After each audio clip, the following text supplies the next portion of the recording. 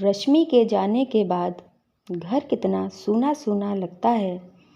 उसके रहने से घर में चहल पहल रहती थी, पर अब मेरी कौन सी चीज़ कहाँ रहती है, कब कौन सी दवाई लेनी है और उत्सव में मुझे कौन सी साड़ी पहननी है, इन सभी चीज़ों का मेरी बेटी रश्मि ख्याल रखती थी। सब कहते हैं माँ बाप के चले जाने से बच्चे अनाथ हो जाते हैं, पर यहाँ उसके जाने से मानो मैं अनाथ हो गई। सुधा जी अपने पति कौशल से कहती हैं।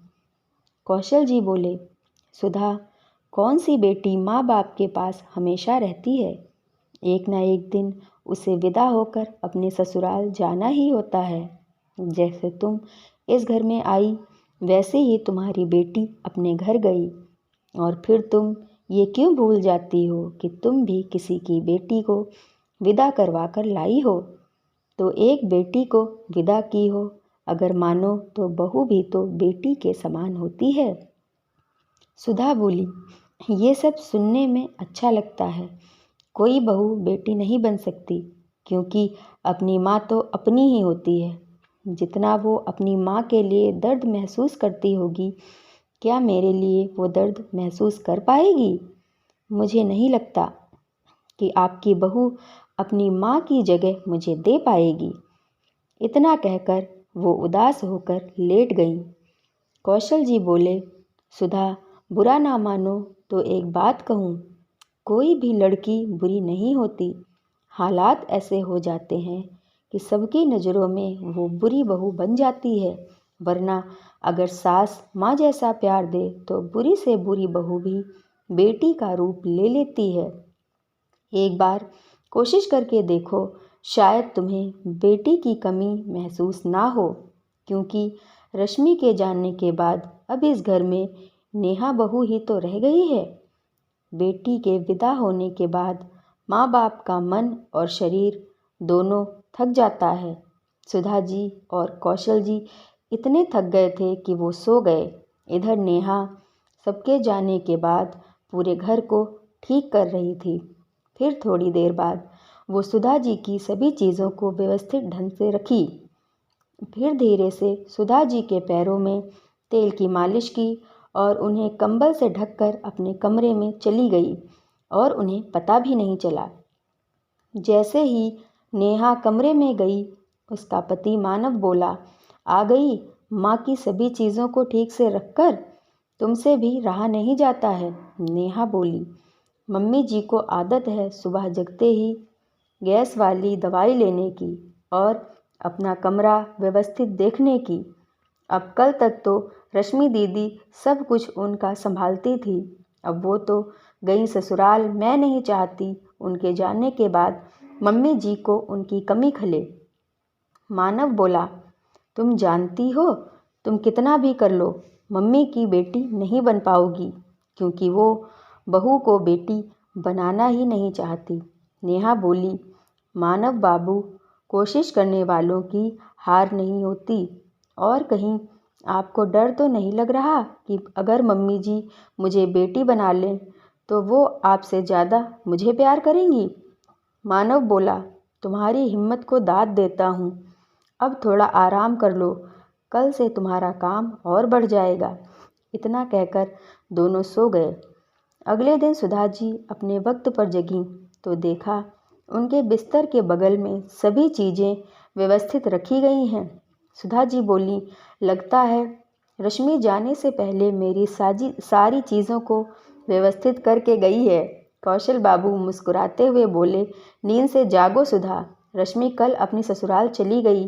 ये सारी चीज़ें तुम्हारी बहू ने तुम्हारे लिए व्यवस्थित की हैं, कभी ख्यालों में ही उसे याद कर लिया करो। इतना कहकर कौशल बाबू चले गए। कौशल जी बाहर निकलकर बोले, अरे बहू, सब कोई थककर चूर हो गए, पर तुम्हारी फुर्ती अभी भी बरकरार है। कल रात सोई थी कि नहीं, लग ही नहीं रहा कि कल इस घर से लड़की की विदाई हुई है। नेहा बोली, पापा जी, मम्मी जी को बिखरा हुआ घर पसंद नहीं है, इसीलिए मैंने सब ठीक कर दिया। तभी उधर से सुधा जी आईं और बोली, क्या खाक ठीक किया? पूजा के कमरे में सब कुछ फैला हुआ है, फूल चारों तरफ बिखरे हुए हैं। अब कैसे मैं वहाँ पूजा करूँगी? कहना बहुत आसान है, पर बहू से बेटी बनना इतना आसान नहीं है। सुधा जी पूजा के फूलों को हटा रही थी। नेहा बोली, मम्मी जी मत हटाइए। मेरी माँ कहती थी बेटी की विदाई के 24 घंटे बाद तक इन फूलों को ऐसे ही रहने देते हैं ताकि बेटी की यादें और उसकी खुशबू के घर में बरकरार रहें। मैं नहीं चाहती कि दीदी की यादें इतनी जल्दी धुंधली हो जाएं। नेहा की बातें सुनकर सुधा जी की आंखों में आंसू आ गए। कौशल बाबू बोले, देखो इसे, अपनी ननद की यादों को ताज़ा रखना है और तुम्हें अपनी बेटी की यादों से बाहर निकलना है। अब बताओ किसको किससे ज़्यादा लगाव है? नेहा आगे बढ़कर सुधा जी के आंसुओं को पोंछी और बोली, मम्मी जी बेटी के जाने के बाद सास के आंसू बहू ही पोंछती है और पापा जी बेटी को विदा करके सास बहू को बेटी भी तो बना सकती है। सुधा जी को एहसास हुआ कि नेहा, रश्मि और उस घर के लिए कितना सोचती हैं। कहीं न कहीं उनकी पुरानी मानसिकता ने बहू को बेटी बनने ही नहीं दिया। सास के मन में बहू के लिए बेपनाह प्रेम रहता है, बस वो राज की तरह उस प्रेम को दबाए रखती हैं। समय बीता, सुधा जी धीरे धीरे नेहा पर भरोसा करने लगीं। आगे चलकर जब रश्मि घर आई तो अपनी माँ के साथ भाभी का बढ़ता हुआ भरोसा देखकर उसे भी बहुत खुशी हुई।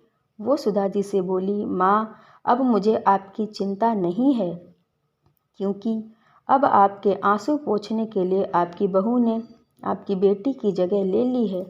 हर सास अगर अपनी बहू पर भरोसा दिखाएं तो कोई बेटी अपनी माँ की चिंता लेकर ससुराल ना जाए।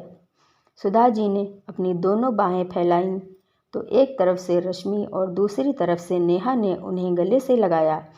सुधा जी बोली, सास के आंसुओं को पोंछकर एक बहू ने भरोसा कब जीता और कब वो बहू से बेटी बन गई पता भी नहीं चला। अंत भला तो सब भला।